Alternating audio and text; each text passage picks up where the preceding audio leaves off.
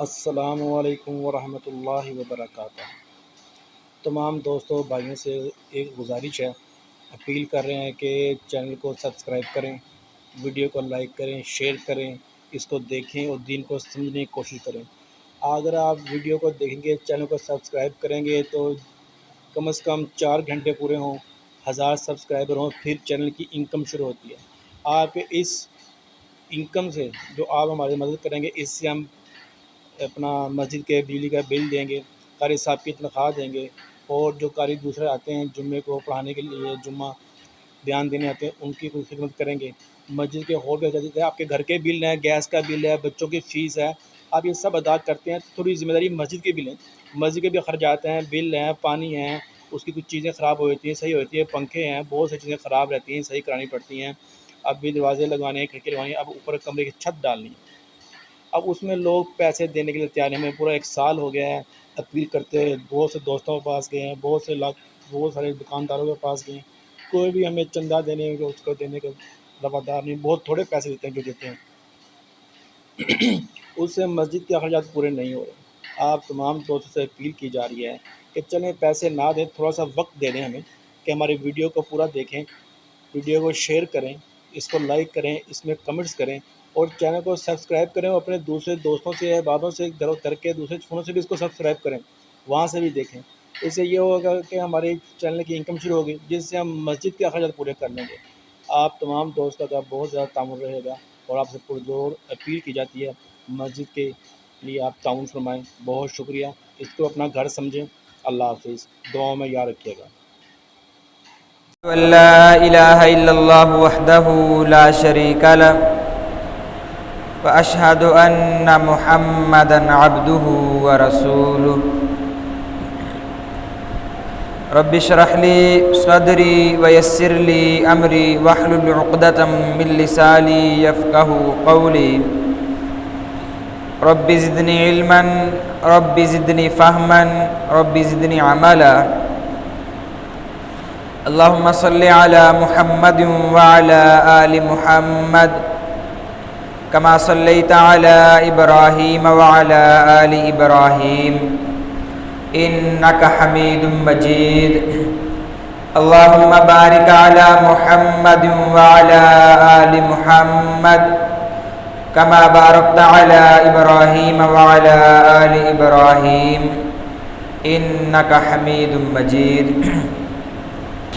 أما بعد فإن خير الحديث كتاب الله وخير الهدي هدي محمد صلى الله عليه وسلم وشر الأمور محدثاتها وكل محدثة بدعة وكل بدعة ضلالة وكل ضلالة في النار أعوذ بالله السميع العليم من الشيطان الرجيم يا أيها الناس اتقوا ربكم الذي خلقكم من نفس واحدة وخلق منها زوجها وبث منهما رجالا كثيرا ونساء واتقوا الله الذي تساءلون به والأرحام إن الله كان عليكم رقيبا يا أيها الذين آمنوا اتقوا الله وقولوا قولا سديدا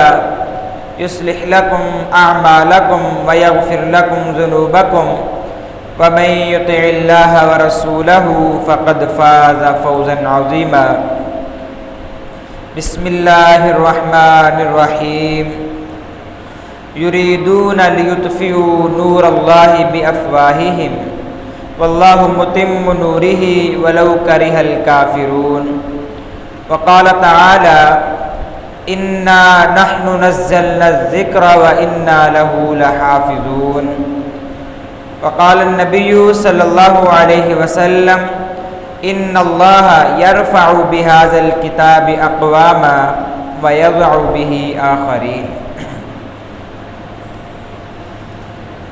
ہر قسم کی تعریف، تمہید، ہر قسم کی یکتائی، بڑھائی، شہنشائی، وحدائی، کبریائی اللہ جلہ لا شریک کے لیے۔ درود و سلام امام الانبیاء، امام النبیین، سید الاولین والآخرین جناب محمد الرسول اللہ صلی اللہ علیہ وسلم کی ذات گرامی پر محترم محتشم مکرم دوستو بزرگوں، جب سے اللہ تعالیٰ نے قرآن مجید کو نازل کیا ہے، رسول اللہ صلی اللہ علیہ وسلم کے سینہ اطہر پر اس قرآن کو اتارا ہے، اسی دن سے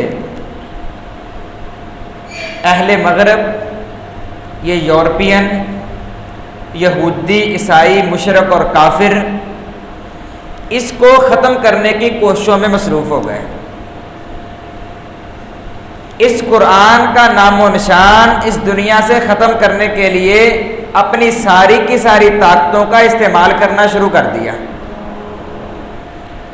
کبھی اس کے بارے میں کہا افطراہ، لوگوں سن لو، یہ جو نبی ہے نا یہ اپنی طرف سے قرآن کو گڑھتا ہے، اپنی طرف سے قرآن کو بناتا ہے، گھر میں بیٹھ کر کے جو ذہن میں آتا ہے وہ کہانی بنا کر کے لوگوں کے سامنے بیان کر دیتا ہے۔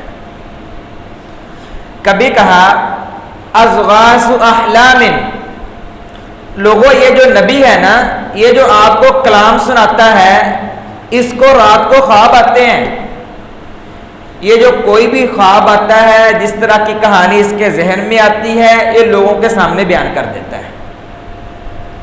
کبھی کہا بل ہوا شاعر، یہ جو نبی ہے یہ شاعر ہے نعوذ باللہ۔ کبھی کہا یہ مجنون ہے، کبھی کہا یہ دیوانہ ہے نعوذ باللہ۔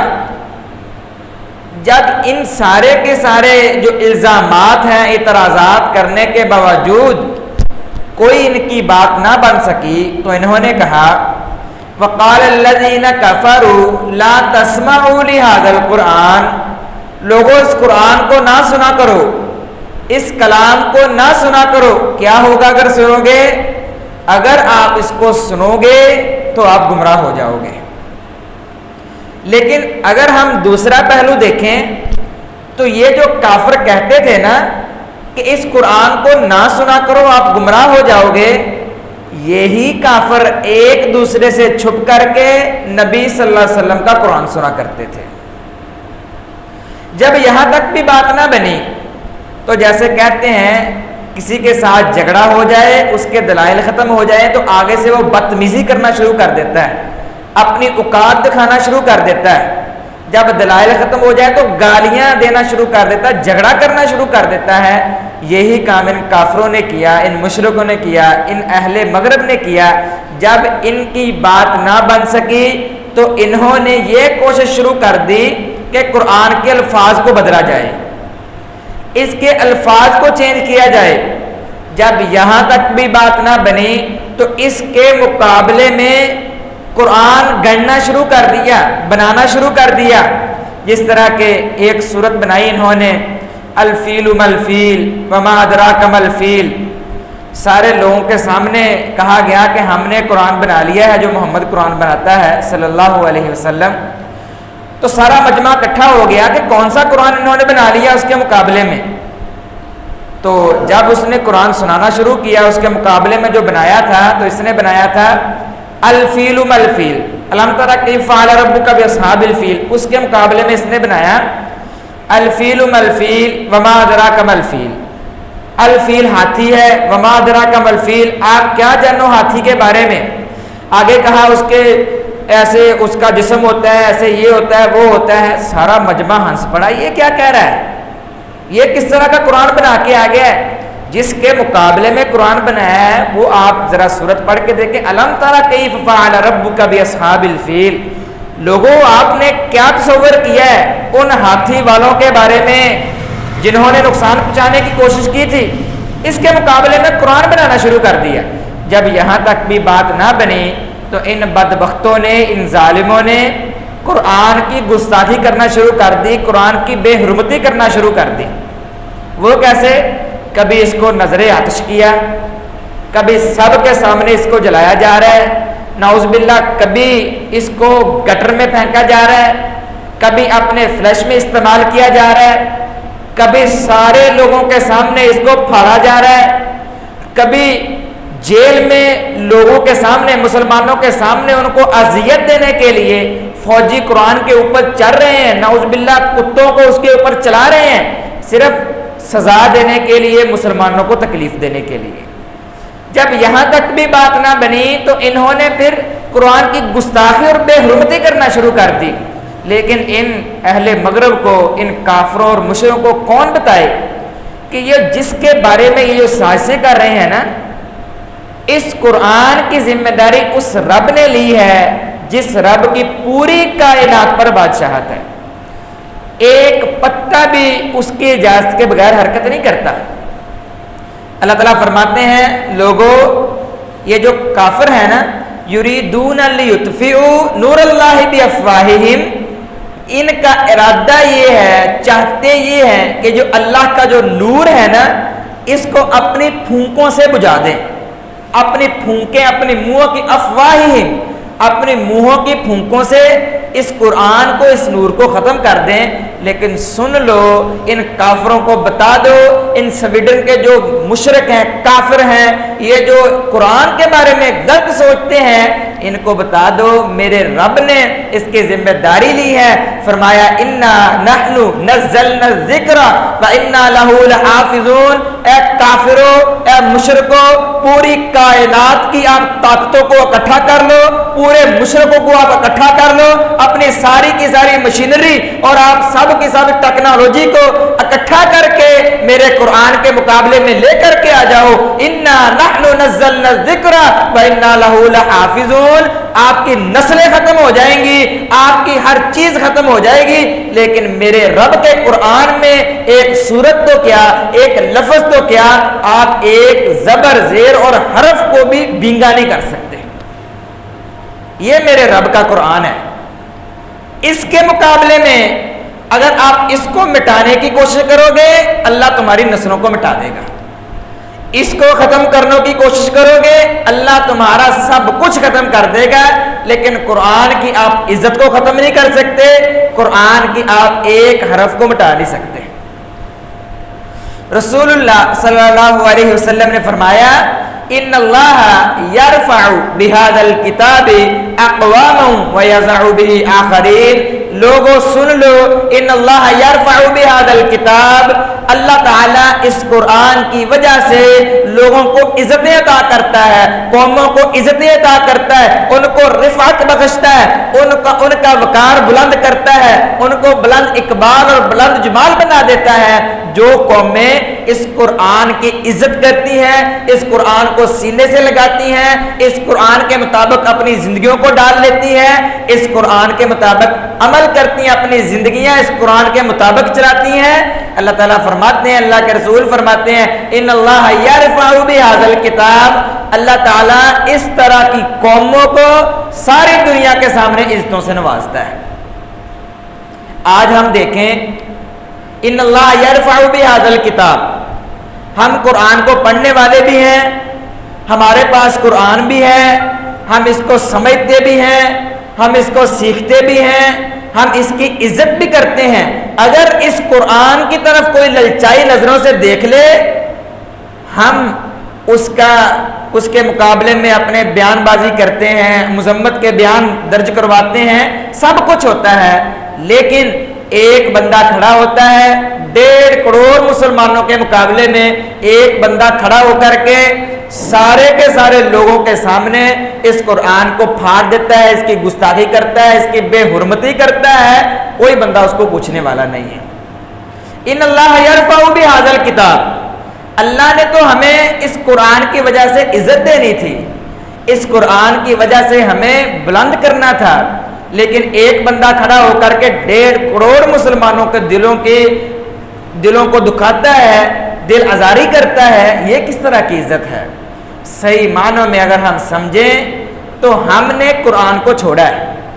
جب ہم نے قرآن کو چھوڑا، اس کو ہم نے پسے پش ڈال دیا، تو یہ جو کافر ہیں، یہ جو مشرک ہیں، یہ سویڈن کے جو بڑے بڑے سور بیٹھے ہوئے ہیں، ان کو حوصلہ ہوا، انہوں نے آپ کے سامنے، ان کو پتہ انہوں نے کیا کہنا ہے، آپ کے سامنے قرآن کی بے حرمتی کی ہے اور قرآن کو جلایا ہے، اور سارے کے سارے مسلمانوں کو، سارے کے سارے جو مسلمان 1.5 کروڑ مسلمان اس دنیا میں بستے ہیں، سارے کے سارے مسلمانوں کی دل آزاری کی اور دل کو دکھایا ہے۔ ہم نے کیا کیا اس کے مقابلے میں؟ باہر نکلے ہیں، 2-4 نعرے لگائے ہیں، حرمت قرآن پر جان بھی قربان ہے، حرمت قرآن پر جان بھی قربان ہے، بس تھوڑے سے نعرے لگائے، ریلی نکال لی، اس کے بعد بس چپ ہو گیا، سب کچھ ختم ہو گیا۔ اور آج ہمارے حکمران ہیں، ان کو آپ دیکھ لیں، ٹانگ پہ ٹانگ رکھ کے بیٹھے ہوئے ہیں۔ مذمت کا بیان جو ہے نا، یہ اس کی کوئی اتنی حیثیت نہیں ہوتی، یہ بھی بڑی مشکل سے نکالتے ہیں۔ غلام در غلام ہے، ڈرتے ہیں کہیں ہمارا اقتدار ختم نہ ہو جائے۔ اقتدار کے بھوکے، حکومت کے بھوکے، ہر چیز ان کے سامنے ہے، لیکن پھر بھی یہ مسلمان ہیں، مسلمانوں کے حکمران ہیں، لیکن جوں تک نہیں رینگتی ان کے کان پہ کہ ان کے مقابلے میں کوئی مذمت کا بیان دیا جائے۔ مجھے یہاں عباسی خلیفہ معتصم وہ یاد آئے، کہتے ہیں کہ ان کے دور میں ایک عورت کی عزت پر کسی نے ہاتھ ڈالا۔ اموریہ حکومت کا ایک بادشاہ تھا، اس نے عورت کی عزت پر ہاتھ ڈالا۔ ان کے سامنے کھانا پڑا ہوا تھا، کھانا کھانے لگے تھے، کسی نے ان کو بتایا کہ وہاں اس طرح ہو رہا ہے، عورت کی عزت پر ہاتھ ڈالا جا رہا ہے آپ کی حکومت میں۔ کہنے لگے یہ کھانا مجھ پر حرام ہے، پینا مجھ پر حرام ہے، لذت مجھ پر حرام ہے، آرام مجھ پر حرام ہے، تب تک جب تک میں اس عورت کی عزت کا بحال نہ کر دوں، اس عورت کے پاس جا کر کے اس کو آرام نہ بخش دوں، اس عورت کی عزت کی حفاظت نہ کر لوں، تب تک مجھ پر کھانا بھی حرام، مجھ پر پینا بھی حرام، مجھ پر آرام بھی حرام ہے۔ وہاں سے چلے ہیں 200 کا قافلہ لے کر کے، وہاں جنگ کی ہے اور اس کو سبق سکھلایا ہے کہ کس طرح عورت کی عزت پر ہاتھ درازی کی جاتی ہے۔ وہاں تو ایک عورت کی بات تھی، یہاں پورے کے پورے مسلمانوں کی عزت پر ہاتھ ڈالا جا رہا ہے۔ کوئی بندہ پوچھنے والا نہیں ہے، کوئی بندہ ان کو کہنے والا نہیں ہے، کوئی بندہ ان کے ہاتھ کو روکنے والا نہیں ہے، کوئی بندہ ان کی طرف دیکھنے والا نہیں ہے۔ یہاں سارے کے سارے مسلمانوں کی عزت ہے، لیکن وجہ کیا ہے؟ وجہ صرف اور صرف یہ ہے، یہ نبی صلی اللہ علیہ وسلم کے دور کے بعد آپ ذرا دیکھیں، حضرت علی کے دور میں، حضرت عمر رضی اللہ تعالیٰ عنہ کے دور میں، اس کے بعد پھر صلاح الدین ایوبی، پھر عمر بن عبد العزیز، اس طرح کے جتنے بھی بڑے بڑے آئے، کیا ان کے دور میں قرآن کی طرف کسی نے اس طرح دیکھا ہے؟ اس طرح للچائی نظروں سے قرآن کی طرف دیکھا ہے؟ ارادہ کیا ہے؟ یہ تو بہت دور ہے نا کہ قرآن کی گستاخی کرنا ہے، کیا کسی نے ارادہ تک کیا تھا؟ نہیں، ارادہ تک نہیں کیا تھا۔ وجہ یہ تھی، اگر ان کے دور میں یہ ہوتا تو یہ اس ظالم کے ہاتھ کاٹ دیتے۔ اگر کوئی زبان قرآن کے بارے میں بولتی تو زبان کو گدی سے نکال کے باہر پھینک دیتے۔ لیکن آج وہ معزز تھے زمانے میں مسلمان ہو کر، ہم ذلیل و خواہ ہوئے تارک قرآن ہو کر۔ آج ہم نے قرآن کو چھوڑا ہے، ہم نے عمل کو چھوڑا ہے، ہم نے اس کو پشے پشت ڈالا ہے۔ اس کا نتیجہ کیا نکلا ہے؟ ان کے حوصلے بلند ہو گئے، ان کو پتہ چل گیا کہ مسلمانوں نے قرآن کو چھوڑ دیا ہے۔ میں ذرا معذرت کے ساتھ یہاں ایک بات کرنا چاہتا ہوں، اگر کافر، مشرک، یہودی، سویڈن کے سور قرآن کے بارے میں کوئی بات کریں، قرآن کی گستاخی کریں، بے حرمتی کریں، اس قرآن کو گرائیں، اس قرآن کی طرف حقارت کی نظر سے دیکھیں، تو ہم کیا کرتے ہیں؟ ہم بیان بازی بھی کرتے ہیں، ہم ریلیاں بھی نکالتے ہیں، ان کے خلاف بیان بھی دیتے ہیں، ہم سب کچھ کرتے ہیں، لیکن اگر ہم خود اس قرآن کو نظروں سے گرائیں، اس قرآن کی طرف حقارت کی نظر سے دیکھیں، تو ہمیں کیا لقب ملے گا؟ کیا ہم بھی گستاخ ٹھہریں گے؟ رسول اللہ صلی اللہ علیہ وسلم نے فرمایا، خیرکم من تعلم القرآن وعلمہ، دنیا میں سب سے بہترین جو تعلیم ہے نا، وہ قرآن کی تعلیم ہے۔ قرآن کو پڑھنے والا بھی سب سے بہترین آدمی ہے، لیکن آج ہم جو قرآن پڑھتا ہے اس کو ہم حقارت کی نگاہ سے دیکھتے ہیں۔ آپ ذرا اپنا اندازہ کریں، حقارت سے نگاہ کے دیکھا جاتا ہے، ہم حقارت سے دیکھتے ہیں کہ یہ قرآن پڑھنے والے گھٹیا لوگ ہیں، یہ کون ہے، ایسے چلے پھرتے ہیں۔ آج اگر ہم دیکھیں، اپنے بچوں کو ہم پورا دن سکول کی تعلیم جو یہ ورلڈ ایجوکیشن سسٹم ہے اس کو ہم دیکھیں تو ہمارے بچے ایک دن میں 8 گھنٹے 10 گھنٹے 12 گھنٹے اس کو ٹائم دیتے ہیں، لیکن یہ جو قرآن سسٹم ہے اس کو دیکھ لیں ہم ایک دن میں آدھا گھنٹہ ٹائم بھی دینا مشکل ہو جاتا ہے، آدھا گھنٹہ بھی ٹائم نہیں دیتے۔ اب دیکھیں ہم نے اس قرآن کو گرایا ہے صحیح معنوں میں یا ان لوگوں نے قرآن کو گرایا ہے صحیح معنوں میں؟ یقین کریں اگر ہم اس پر عمل شروع کر دیتے، اس کو ہم سینے سے لگاتے، آج ہم نے سمجھا ہے قرآن کا مقصد صرف یہ تھا اس کو اچھے سے غلاف میں اچھی سی پیکنگ کر کے اس کو کہیں اوپر رکھ دیا جائے۔ اوپر کیوں رکھنا ہے؟ جویں کہندے اینو کنڈ نہ ہوئے، کنڈ تو بچاؤندے بچاؤندے اتنا اوپر رکھ دیتے ہیں کہ ہاتھ بھی نہیں پہنچتا، اتنا اونچا رکھ دیا جاتا ہے۔ قرآن پڑھتے نہیں، ہاتھ تک نہیں پہنچتا، سالوں سال پڑا رہتا ہے۔ ہاں صرف یہی نہیں، ہم کبھی کبھی قسم کے لیے بھی اٹھا لیتے ہیں کہ اس کی قسم بھی اٹھائی جاتی ہے، قسم کے لیے بھی اس قرآن کو استعمال کیا جاتا ہے۔ ہم اپنے بچوں سے پوچھتے ہیں کہ آپ نے اسکول کا کیا پڑھا ہے، اسکول کا کیا سیکھا ہے، اسکول کا سسٹم جو ہے سارا کا سارا ہوم ورک کے بارے میں پوچھتے ہیں، سب کچھ پوچھا جاتا ہے، لیکن کبھی قرآن کے بارے میں پوچھا ہے؟ آج ہم اپنا جائزہ لیں۔ اللہ نے قرآن کو نازل کیا ہے مسلمانوں کے لیے، ہمارے لیے نازل کیا نا۔ ہم اب دیکھیں کہ ہمیں قرآن کے بارے میں کیا پتہ ہے، کیا ہمیں پتہ ہے قرآن میں اللہ نے کیا کہا ہے؟ کیا ہمیں اوپر سے دیکھ کے صحیح طرح قرآن پڑھنا آتا ہے؟ اللہ نے اگر قیامت والے دن پوچھ لیا، اے مسلمان، اے میرے بندے، میں نے تجھے مسلمانوں کے گھر میں پیدا کیا تھا، تجھے میں نے مسلمان بنایا تھا، میں نے تجھے قرآن عطا کیا تھا، اپنی کتاب تجھے دی تھی، اپنا کلام تجھے دیا تھا تاکہ تو سمجھے اسے، اس پر غور کرے، اپنی زندگی اس کے مطابق چلائے، اس پر عمل کرے، لیکن کیا تو نے سمجھا میرے قرآن کو؟ بعض تو ایسے ہیں، یہ پورا قرآن تو بڑا مشکل سمجھنا، بعض تو ایسے ہیں لفظ قرآن کا معنی نہیں آتا کہ قرآن کا کیا معنی ہے۔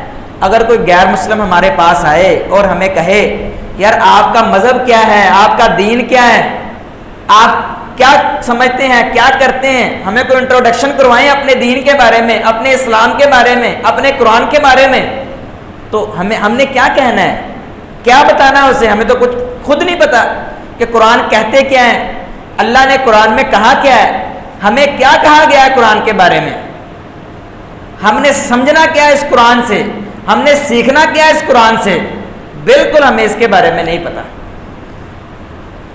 رسول اللہ صلی اللہ علیہ وسلم کے بارے میں اللہ تعالیٰ فرماتے ہیں قیامت کا دن ہوگا، وقال الرسول یا ربی ان قوم اتخذوا ھذا القرآن مہجورا، اللہ تعالیٰ قیامت والے دن اپنی امتیوں کی اللہ کے سامنے شکایت کریں گے، اے اللہ تو نے ان کو قرآن دیا تھا، ان کے پاس سہولتیں بھی تھی، ان کے پاس قرآن سیکھنے کا موقع بھی تھا، ان کے پاس موجود بھی تھا وہ بندہ جو ان کو قرآن سکھائے، ان کو سمجھائے، ان کو بتائے کہ اللہ نے قرآن میں کہا کیا ہے، لیکن ان لوگوں نے پھر بھی قرآن نہیں سیکھا۔ وقال الرسول یا رب ان قوم اتخذوا ھذا القرآن مہجورا، اے اللہ ان لوگوں نے پھر بھی قرآن کو چھوڑ دیا۔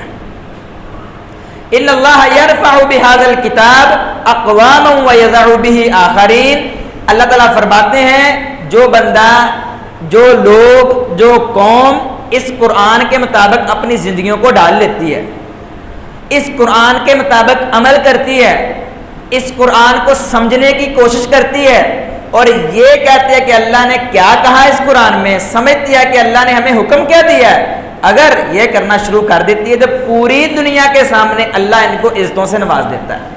اگر اس قرآن کو چھوڑ دیتے ہیں وَيَضَعُ بِهِ آخَرِينَ، تو اللہ پوری دنیا کے سامنے پھر ان کو ذلیل بھی کر کے رکھ دیتا ہے۔ وَيَضَعُ بِهِ آخَرِينَ، اللہ ان کو گرا کے رکھ دیتا ہے۔